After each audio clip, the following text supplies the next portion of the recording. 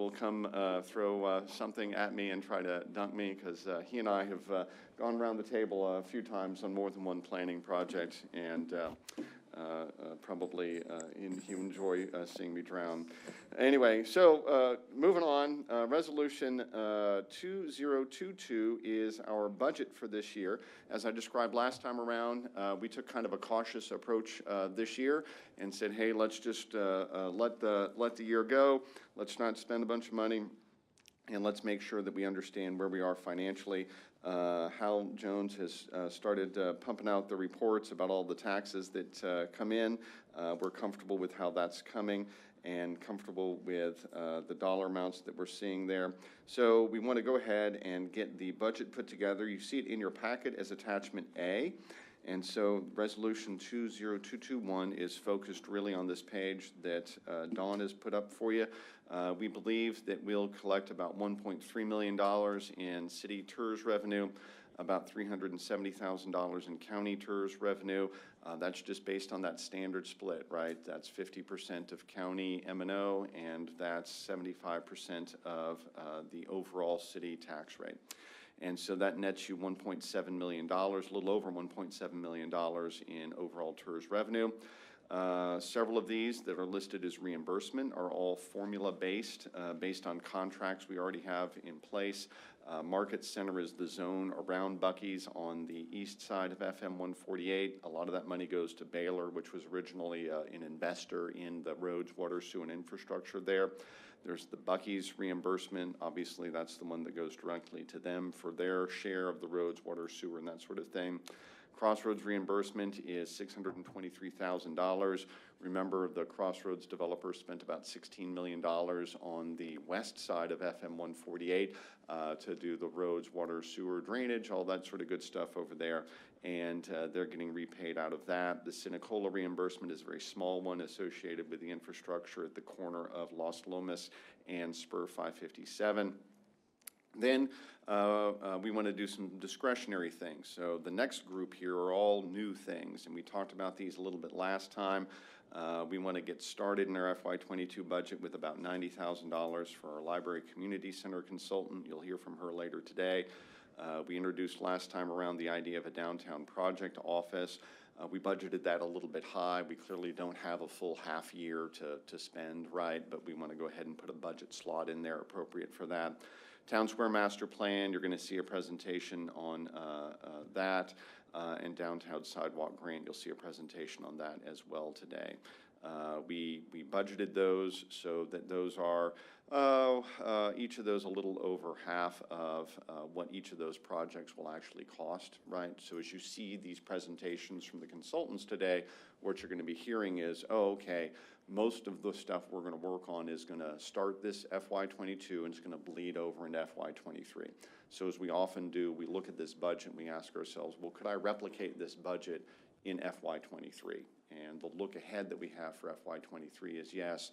You know, Terry Barber, you're probably already seeing the same thing. Most of you have gotten your tax bill from our friends down at the Central Appraisal District. And then when you get the tax bill from the Central Appraisal District, you think, they're not my friend. And you realize that, yeah, property values are going to continue to go up. So we're very comfortable with where this stands. There's also several new things opening up in the tax increment refinance zone. So as you get new value within the zone overall, that obviously helps out. So we think that we'll have a perfectly healthy budget next year. We've got a debt/reserve down there at the bottom.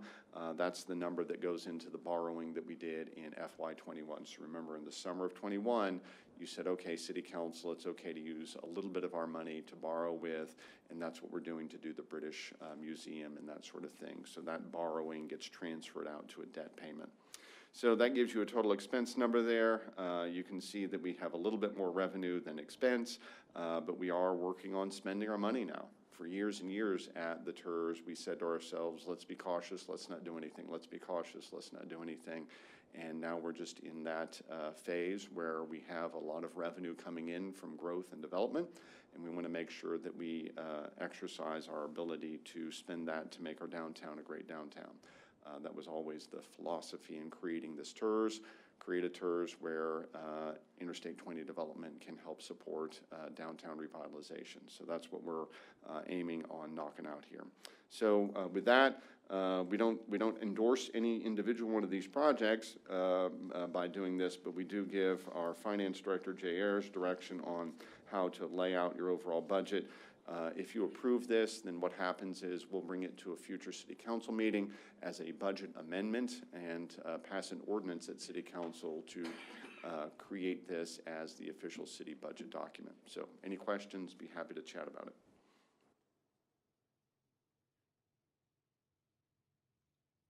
If no questions, I will take a motion to approve the resolution number 2022-1. A motion to approve. Second? Second. All those in favor? Aye. Aye. Any opposed? All right, it carries forward. So moving on to 4.2. Discuss and consider resolution number 2022-2, a resolution of the tax increment reinvestment zone number 1. Board of Directors recommending the Terrell City Council authorize funding for downtown project office. So I think this one is best described as the idea of we're going to build a whole bunch of stuff, right? We're going to build South Alley improvements. We're going to build a British Museum. We're going to build a town square. We're going to build a library, community center. We're going to do downtown revitalization with a Complete Streets project, Quiet Zones project, various sidewalk projects, various facade grants. How are we going to make sure that all of that is delivered in an efficient manner and with accountability from the contractors who are out there building and making all of this happen on a day-to-day basis? Well, the thing I'd like for us to be able to do is to focus all of that through a downtown project office, get a good, competent staff member here in the city of Terrell who can watch like a hawk over all of that spending.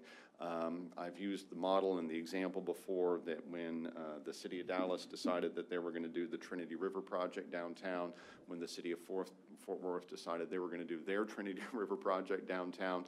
In both of those instances, those cities said, hey, you know what, we just need a project office for this thing. The Fort Worth one is a good example because their project office spent years working on, okay, is the engineering correct? Are we building this part of it correct? Does that one little part over there where Tarrant County Community College is building a new campus, does that puzzle piece fit into a master plan where all of this will work together for good in the future? And did that project come in on budget, right? Well, that's the job of the project manager office right there, okay?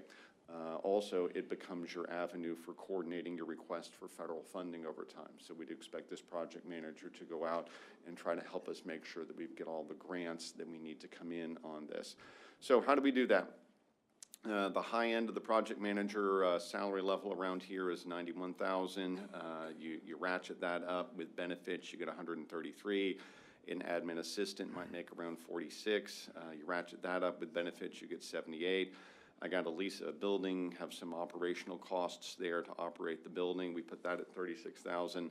Supplies, materials, we put that at $35,000.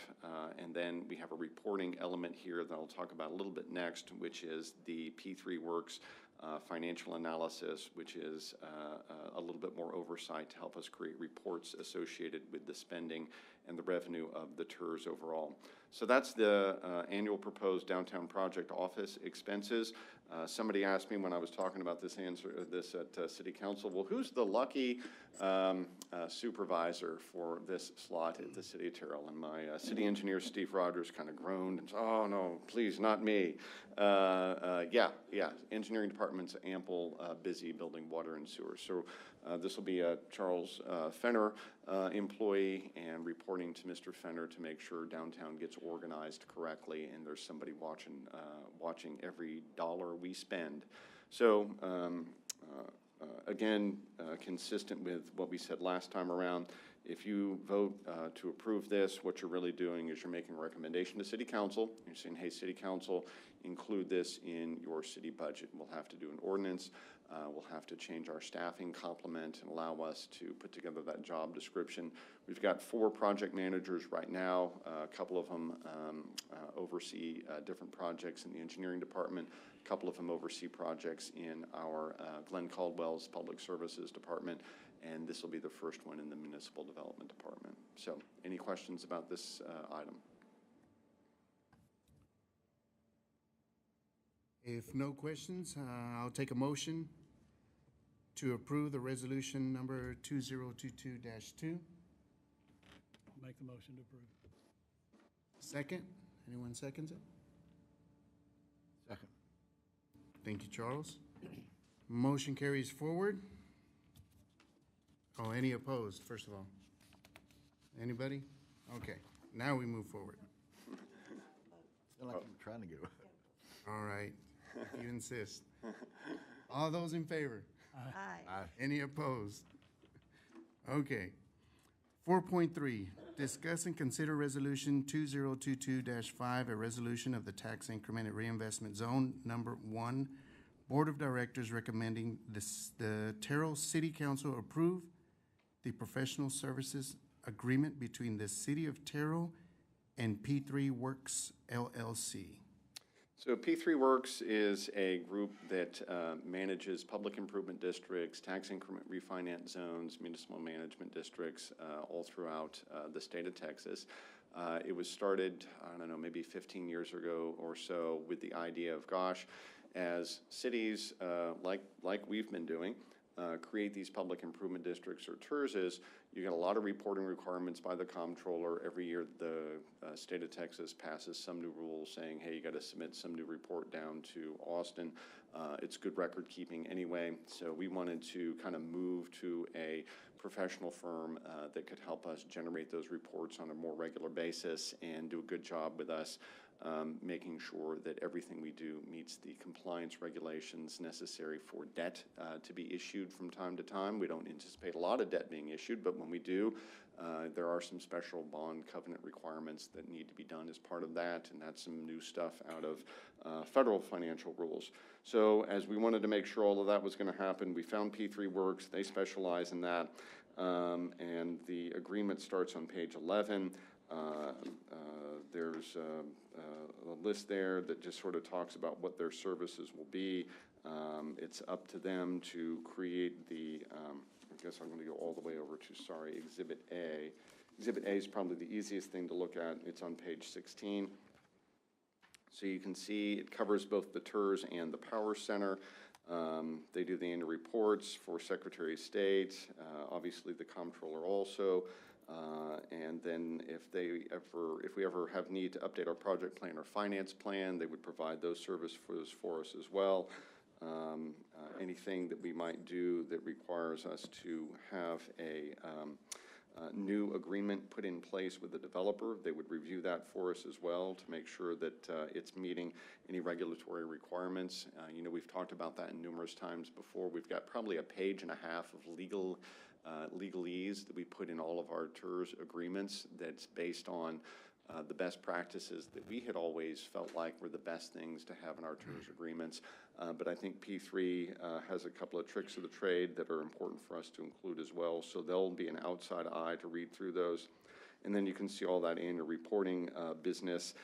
We owe the county annual reports. We owe different entities those. And so those also turn into be very helpful for us to create our annual audit ourselves. So that's what they'll be doing. That dollar amount I showed you earlier is what we estimate the annual cost as being around $18,000. And if you go back to the front of this, I think that the language here allows us to have excellent partnership between us and P3 Works for a long time.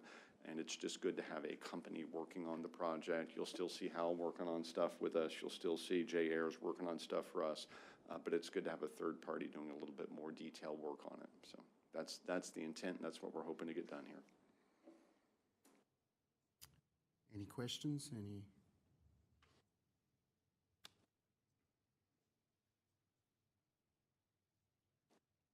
If no any other discussion, I will entertain the motion to approve this resolution number 2022-5.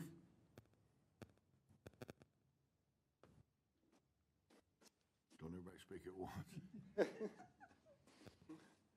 I'll make a motion that we adopt resolution number 2022-5, dealing with the tax increment reinvestment zone and power center board. What else would you need to say, Mr. Sim? That's it. I'll make a motion, we approve. A second. Second. All those in favor? Aye. Aye. Any opposed? All right, the motion carries. Where are we at? 4.4 or 4.5? 4.4. Discuss and consider resolution number 2022-3, a resolution of the tax increment reinvestment zone number one, Board of Directors recommending the Terrell City Council approve the Library Community Center Assessment Agreement. So I really enjoy introducing Becca and Maureen, because I think they make a great little tag team on the idea of, we want the reputation as a city that cares about learning and education. And part of that, you see, we've got a great partnership with the Terrell Independent School District, but part of that also needs to be what we're doing with our library. And embedded in the downtown plan back in 2017 was the idea that the library ought to be the anchor of our downtown. And we've been carrying that spirit and that idea for a long time. We've got one needs assessment that Maureen and Becca already worked together on that kind of tells you a little bit about what ought to be inside of the library, and it's time now to take the next step and move on with the next step of that process. So I will, you want me to start with you, Becca? Or do you want to give any other introduction, or you just want Maureen to? Okay, we'll let Maureen come on up, and she'll tell you all about what 720 Design is going to do on the next step of creating a wonderful resource in our downtown. Thanks, Mike. Good morning, everybody. Good morning. My name's Maureen Arndt. I am the founding principal of 720 Design. 720 is the Dewey Decimal Number for architecture, so that tells you how important libraries are to us personally. And in fact, I became an architect because of a summer camp I took at the library in the small town that I grew up in. It was a summer camp about architecture. So in 4th grade, I knew that I wanted to be an architect. So it's a pleasure to have lived a life where I get to design libraries all over the country. And we've done about 300 of them. And so we're excited to be able to work with you all on a library that's so important to your community.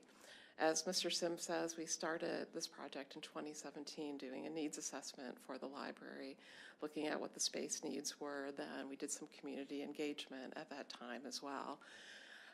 Things have changed a little bit. Your population has grown. We've decided to look at what are the possible synergies for including a senior center, a community center, an entrepreneur center as part of the library and making that really the anchor for your downtown. And with the number of people that the library draws right now, it'll be a great anchor for downtown for sure. So our process moving forward is to relook at what we did in 2017 and 2019, understand what the needs are for the senior center, understand what the community's expectations are for the community center, the senior center, and the library, re-engage the community, talk to community at community events, do some leadership interviews, perhaps with some of you, to find out what are the goals you have for the library. We'd like to do some discovery tours and visit other libraries that are part of a downtown, part of a multi-use system, see what lessons we can learn from other communities moving forward, along with the lessons that we bring to you. We'll take all of that information and working with KSA on the downtown square, understand where the library best fits in to have the most impact for the community and for the downtown, and develop some concepts that the library and the library friends group and board can use as marketing material moving forward.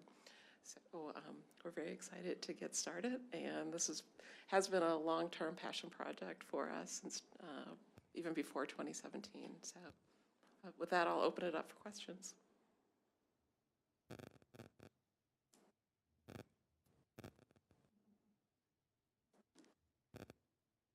Terry, you're the smart one. That's pretty bad, isn't it? any questions at all. I just, I guess the comment I would make is, I'm looking forward to seeing this. And I'm excited that y'all have engaged with these folks to get this done, because y'all have done so many of these. So I think it's going to be a tremendous asset to this community. It's going to be Absolutely. awesome. Thank you. Thank you. Thank you. Okay. I think that's going to be Resolution 22-3. I'll take a motion for approving this resolution. I'll make the motion to approve. Any second? I second. All right, all those in favor? Aye. Aye. Any opposed? Motion passes. 4.5, discuss resolution number 20224, a resolution of the tax increment reinvestment zone number 1. Board of Directors recommending the Terrell City Council approve the interlocal agreement for award of transportation development credits between the City of Terrell and the Regional Transportation Council. Awesome. So I appreciate very much the efforts here. This is a fairly, in a way it's straightforward, and in a way there's a little confusion with it. So the straightforward element of it is that in our downtown area, we are always aggressive about trying to find fill-in sidewalks that we can do and fix and improve. So you saw us several years ago build the sidewalk on Adelaide that goes down past the old Star Transit Depot. We got that sidewalk down from Broad, then to Grove. Okay, so that's nice. We've got several chunks of sidewalks we've done with Safe Routes to School that sort of started down there at Gilbert Willey Elementary, went through Burnett, then we added some more sidewalks, and you've seen us connecting basically along Rockwall from 80 going back down to Grove.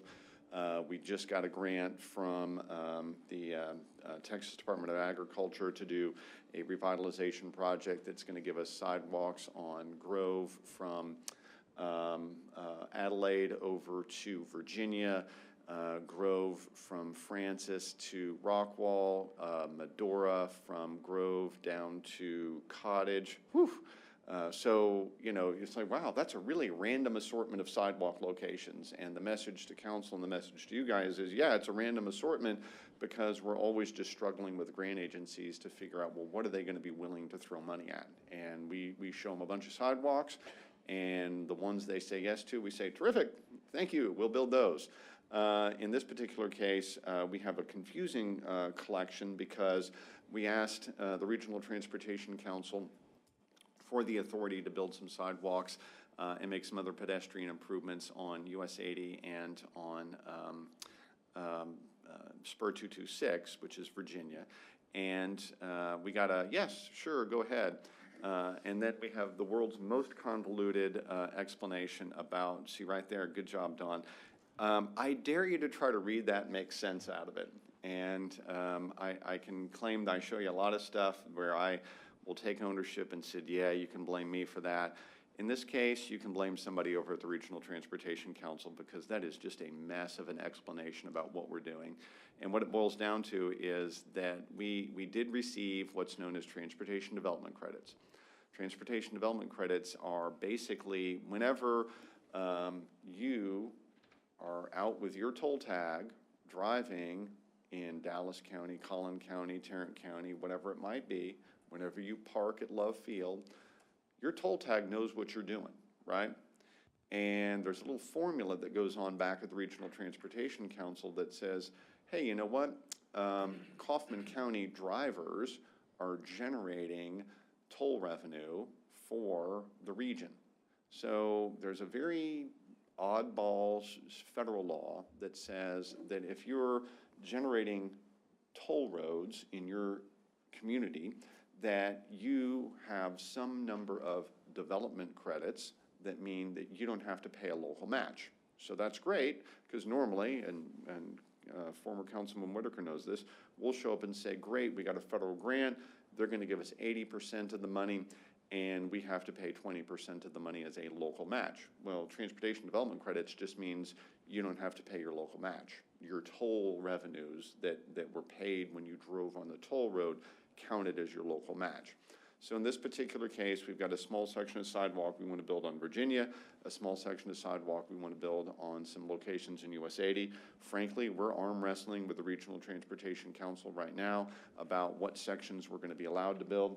Mike Burns is helping us with this. I think they're going to let us build on Virginia from Cottage to Grove, which is that way, yonder down that way. And it's like, okay, great. Why that section? Because they said they would let us. And then we'll have a section that we pick on US 80. So all that sounds real nice, right? Except for one missing thing. You got to hire an engineering company to engineer the project because they won't pay for that, okay? So normally when you do an 80-20 split, you go 80% federal on construction, 20% federal on, or 20% local on construction, and you may or may not get any of that engineering cost reimbursed. Well, in this particular case, we get zero of the engineering cost reimbursed. We have to do all of that. So what we're saying in this resolution is, pretty please, can we use TIRZ number 1 funds, both in FY22 and in FY23, around $80,000 so that we can have a pool of money to draw from in order to engineer various sidewalk projects. I wish I could tell you exactly what section of sidewalk we're going to do on Spur 226 and exactly what section of sidewalk we're going to do on US 80, but frankly, we're still just negotiating that with the grant agency. But I do need to get an authorization to have an engineer help us out, and we did include some language there that will allow us to flex that money over to maybe I get to do a new grant application, and if I have the ability to go chase some more funding, then we want to be able to chase that funding as well. So that's a quick explanation of a complicated mess, but I think it will be beneficial because eventually a pedestrian will be able to walk on that sidewalk and we'll all be happy about it. Okay. Any questions? If no questions, I'll look for a motion to approve resolution number 2022-4.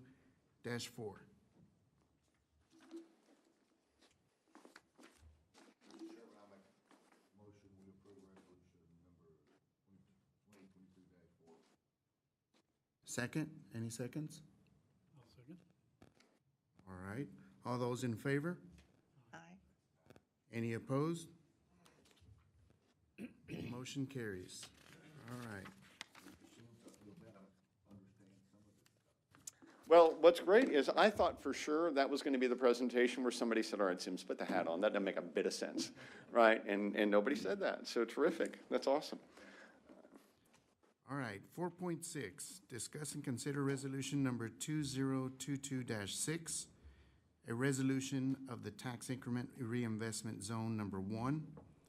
Board of Directors recommending the Terrell City Council approve the professional agreement between City of Terrell and KSA Engineering. So I'm happy to introduce Mike Burns first and then Chris Basham to talk about this particular project. Y'all met Mike way back when in the Wayback Machine, whenever he was leading our comprehensive plan efforts and downtown plan efforts back in the 2017 period. So y'all saw some Mike Burns back then. Chairman Salazar, you might have met him when he was doing airport planning for us, again, way back in the Wayback Machine. So Mike's got deep roots here in Terrell. We appreciate his work very much. I've worked with Chris Basham off and on since I was at the North Central Texas Council of Governments. Chris has a great history doing master plans for Air Force bases, so watch out for him. He's a little bit dangerous. But anyhow, I'll invite them to come on up and talk about the next steps of what we're doing with the Town Square project. Thank you, Mike, for introductions, and just let me do kind of a tee up for Chris because he's going to have the bulk of the presentation on the scope of what you're seeing in front of you for the agreement that we're looking for. As Mike said, Mike Burns, I'm a vice president with KSA. I'm out of the Longview office. that's our corporate office, and we have 9 offices around Texas, Oklahoma, and Louisiana. So we started in East Texas, but we've grown from there. As Mike said, I've been involved in Terrell for 20 years, starting at the airport, and then working for the engineering department here in Terrell for 20 years doing different kinds of projects. And as Mike mentioned, we started a comprehensive plan for the city back in 2017. And part of that plan was to do a study of the downtown. And you've got a great downtown, very linear. And it had some great things, and it had some stuff in there we tried to bring up, say we can do better. You can do better for your downtown in Terrell. So do I have which one? Just start pushing, see what happens. There we go. So we have slides that kind of explain a little bit about the background. That's what I'm going to try to do, is in that look of your downtown, we came up with, and the city and the team of people that were involved with that comprehensive plan came up with things that we want to try to accomplish with a downtown improvement project. And these are a list of different things, and you'll see on there event center, you'll see the need to move public facilities could be down there, just lots of opportunities to grow and to move and change the whole direction and look of downtown Terrell. And a destination point, a place of attraction, a place that's going to be unique for Terrell. So we're kind of just starting that process. That came out of the comprehensive plan, and a couple of years ago, we started a study for Mike and the city. We called it Task 1, of just a planning process of looking a little more specific at a downtown location. We came up with this purpose and the goals, some exciting goals for the city to try to accomplish through this whole process. And as Chris will tell you here in a little bit, it's going to take time to get to all of this done. So we just wanted to make sure that we kind of really cross our T's, dot our I's very well as we go through the whole process. But a new town square, central location, public facilities, and of course with all that improvement, you're going to have to improve the infrastructure in that part of town to cover that. So here's our report that we turned in last fall with recommendations. In that process, we looked at a lot of different options for downtown improvements. There is the area of study that we did on this Task 1 planning document, south of the railroad, Virginia Street, over to, help me, I'm going blank, Rockwall on down to the south, and then over to west. That's our study area, about an 8 or 9 block area. And as we went through the process, Chris, planning, our senior planner, came up with lots of different ways to improve that area in downtown. Lots of park. We were trying to make open space with park amenities, public use areas, and economic development for multi-use and things that can grow and developers that can come in and build around this new town square. We ended up with a selected alternative. You can see this one. This is what we came up with. Of course, this is still just very conceptual. It's still going to change. Even as we start siting a potential library, civic center, it could change quite a bit. But this is where we're going to start. And that kind of gets us to where what we call the next steps of planning. It's still going to take this and try to refine it and take it to the next step of trying to determine exactly what this downtown improvement is going to look like. So with that, I'm going to turn it over to, I think so, Chris, is that where you come in? Yeah. Chris, as Mike said, is a fellow with the American Institute of Certified Planners. He's also a licensed architect. He's been in this business a long time, like me. Just a little bit. Yeah. So very qualified and very good at what he does. Chris, come on. All right, thanks. And you want to put the hat on? I'm going to try to stay away from it. Okay. Let's put it on here. We can take a vote. I first met Mike Sims when he was working at the North Central Texas Council of Governments, and we worked on a very big project there. It was called the Regional Aviation System Plan, and we did planning for the development and the execution. It was about a 5 to 7 year project, and looked at development and the interrelationship of over 100 airports in the 16 county region that the COG was responsible for. So we made it through that, and so I'm still here, and he's still supporting me, so I may be wearing that hat before this is all over with, but, so the next steps is basically 3 steps that are all interrelated, and you'll see as we go through each one of those steps what's involved. The first one is a schematic development of the new town square, where we take it to that next step. What you saw in the drawing, the graph just before this, was the layout, the general layout. There's a lot of stuff that has to happen for that, to make sure that happens, and to ensure that what we're showing there is really still the best way to go forward, because things change over time. The second thing we do is going to develop development standards and guidelines. So one of the things that we do is we will set in place, what do you want this to look like? What do you want it to be? And while we can put it on a piece of paper, it really doesn't get implemented and executed that way unless you start to define. You know, what do you want the architecture to be? Do you want it to be modern? Do you want it to reflect the historical nature that you've got in the downtown, which I'm kind of leaning toward? But that'll be a decision that this community makes as we go through these next step process. And then the last part is kind of the first building that we anticipate will get built in the square, where it goes, why it goes there, and what it's going to look like, all tie into the past 2 steps. So as we're developing the standards and the guidelines, we'll be working with Maureen and 720 Design is, how does that first building go? Why does it go where it goes? And what's the rationale for doing that? So, on the schematic developments, we see this as a very interactive process with city staff, city members and community, and sitting down and saying, what do you really want to happen there? When we did the original development, we laid out what I called seeds. There was a study done by about 7 architects about 10, 15 years ago on a worldwide study of what makes a place that people talk about and remember.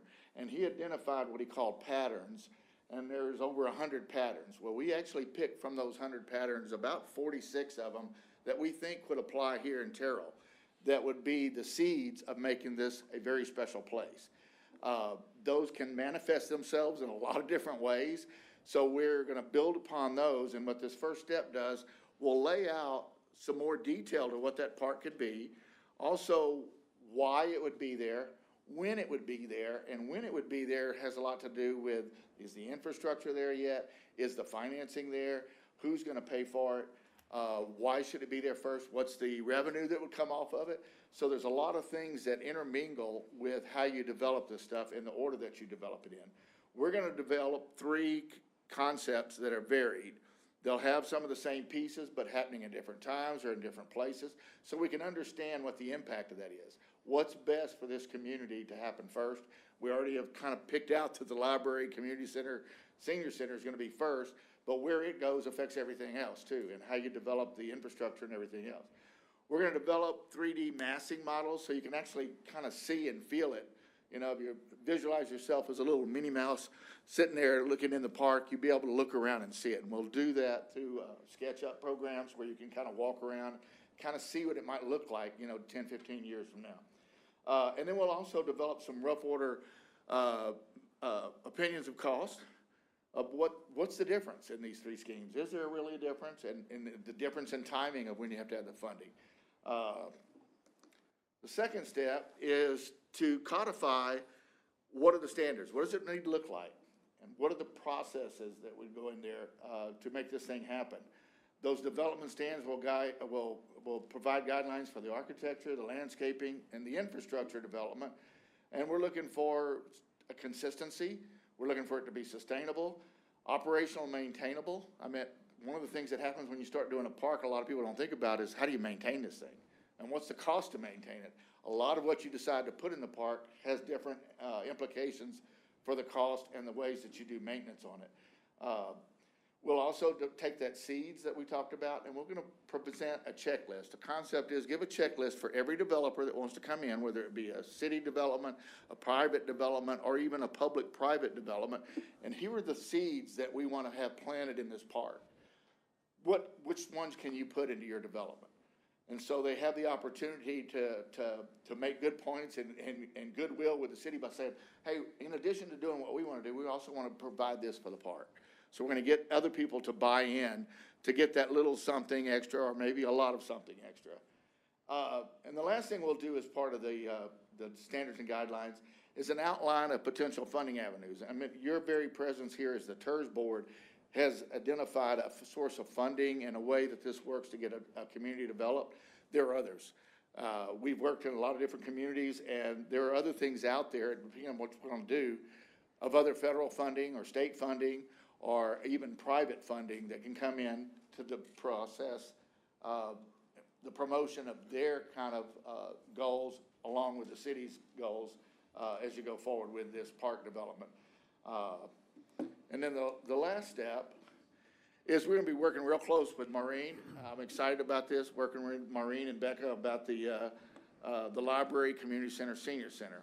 As this is intended and anticipated right now to be the first start on that community center, where it goes, why it goes there, what it's gonna look like, what is it gonna do, has very crucial to what's gonna happen in the full development of the park. There are lots of possibilities. We hope to identify a bunch of them so we can bring them back to this community and say, which way do you wanna go and why do you wanna go that way? So that's kind of the three things on it, but what's it gonna take? And we've made this presentation. This isn't something that happens overnight. It's gonna take a community-supported vision and a champion. That's part of what this next steps will do. It'll identify what that vision is, and it's a community division. It's not just, a company division. It's a community division, and then this champion that's gonna make this and carry this forward. It's gonna take an executable master plan. I think this next steps is gonna be that biggest thing there. What is the schedule and scope, and how does this downtown square get developed over time? It's gonna take certain strategies. It's gonna take a game plan. It's gonna take a starting point, which we're already seeing right now is probably the library community center. And then we're gonna identify what we consider incremental thresholds of success. How do you know when you're still moving along right? It's gonna take both public and private investment, not only of money, but of spirit. This community's gonna have to be behind it. The developers that come in are gonna have to buy into those guidelines and those standards. And most importantly, it's gonna take time. We can't say this enough that, Central Park, which is an icon in this nation, in New York, that took 15 to 18 years to develop fully, with a lot of planning that went in front. Clyde Warren Park, which is a recent one that you all know in Dallas, that took 8 years. And they just kicked off a phase 2 of Clyde Warren Park.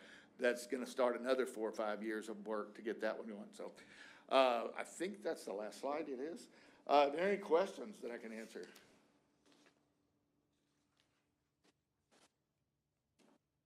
Any time frame of when it's gonna be open? Like what time frame of years of when it might be open? I would say that the library community center is probably gonna be the first one, depending upon the funding and the strategy of going forward with that. I would say in the next 2 or 3 years, you'd probably get your first move. Would you agree? I guess I'll just, I'll take a shorter look at it. What are we doing right now, right?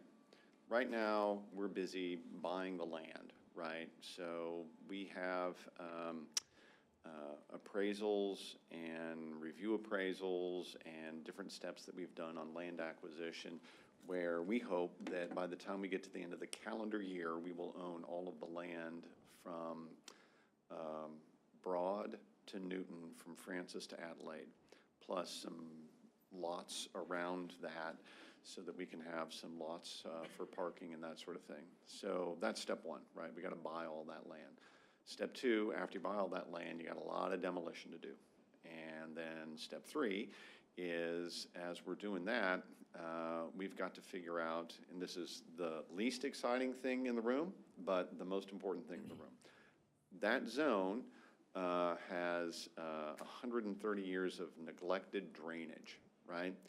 Nobody gets excited about drainage. not even Mike Burns, right? You know, but we've got maybe a $9 million drainage project to build down there. And so it's going to take a lot, because we're not going to build that brand new town square and then say, oh, look at these open ditch streets around here, right? We got to do something about that problem, and we've got to make that zone correct. So as we piece through all of those different steps, what we're trying to get done is to create a working area where the community can look at that 8 blocks and say, okay, from Broad to Newton, Francis to Adelaide, we have a area that makes sense to work in, right? Right now, we don't really have an area that makes sense to work in. So I would give it more like 5 years, because I'm a little more pessimistic than Chris, because I think that we've got so much heavy lifting to do with so much neglected infrastructure work. I owe it to Becca and Maureen to not put them in a hole that floods, and I owe them a good street that leads to their library. So I think that's part of the community expectation as well. Now, that said, we want to go as fast as possible, and I think part of it is going to be the question of, well, what are our financial resources available to do these great projects that we're working on right here? And that means that I've got something to tell you in executive session. So that's kind of my quick answer to timing. I'm more in the 5-year to do that first step of where's my first building, okay? Any other questions?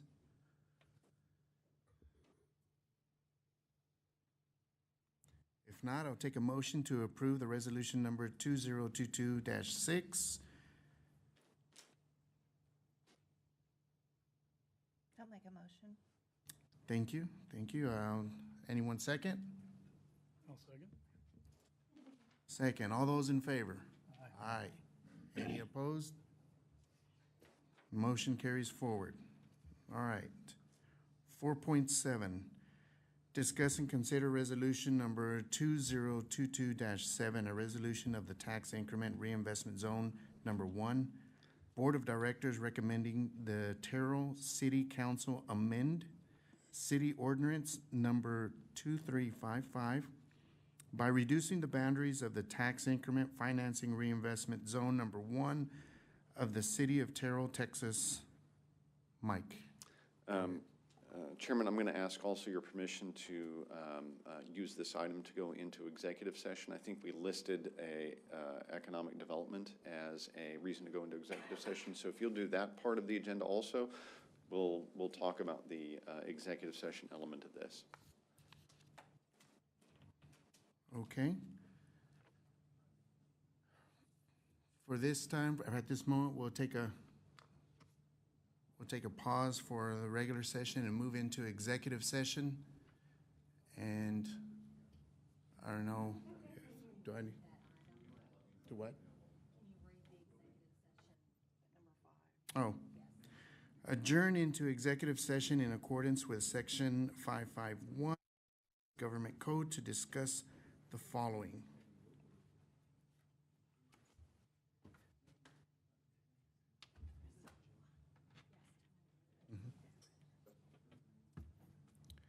Section 551.087, deliberations regarding economic development negotiations.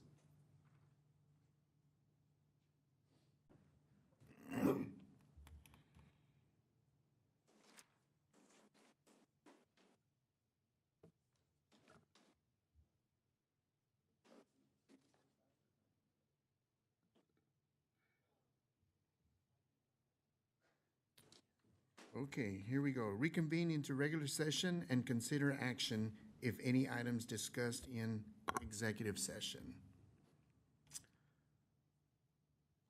Go ahead and make a motion for approval of resolution number 2022-7. Would anybody like to take that? Do we need a motion?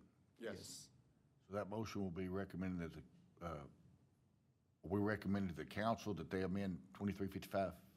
I would read it as recommend approval of resolution 22-7. Oh, 22-7, okay. I'll make a motion that we recommend the city council to, You want to approve resolution.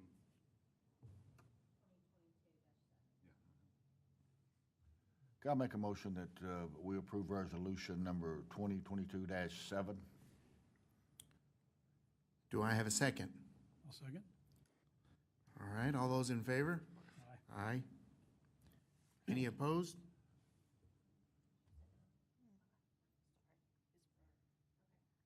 Okay, motion carries forward.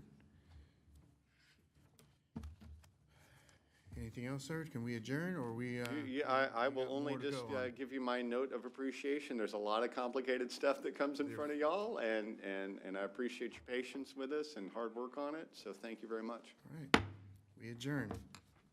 That was a long one today. I'm so glad that nobody asked me